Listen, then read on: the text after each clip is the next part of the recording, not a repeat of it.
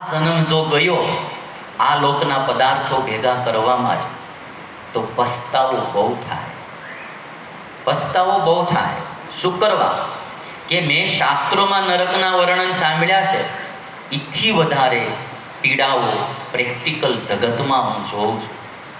માણસોના જીવનમાં જે દુઃખો આવતા હોય છે, જે પ્રોબ્લેમો આવતા હોય છે, જે ટેન્શનો આવતા હોય છે, જે પીડાઓ આવતી હોય છે, આ અમુક રાજ્યો અમુક દેશોમાં તમે જાઓ, લોકો ઉપર જે ત્રાસ ગુજારવામાં આવતો હોય છે, અમુક બહેનો ઉપર ત્રાસ ગુજારવામાં આવતો હોય છે, અમુક જે કોઈ આ આતંકવાદીઓના હાથમાં આવી જાય એને જે જીવતા બિચારાને પીડવામાં આવતા હોય છે.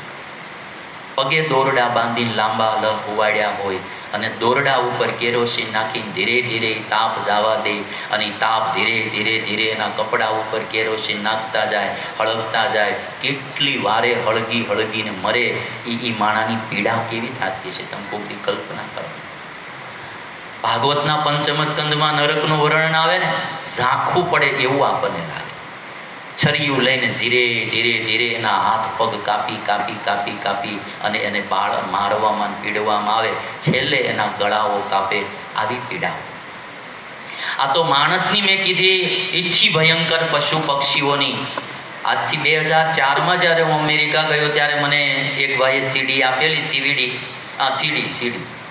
સીવીડી આવડી જાય છે આ તમારો. મને મારા મગજમાં સીવીડી ઘૂસી ગયું. બોલ.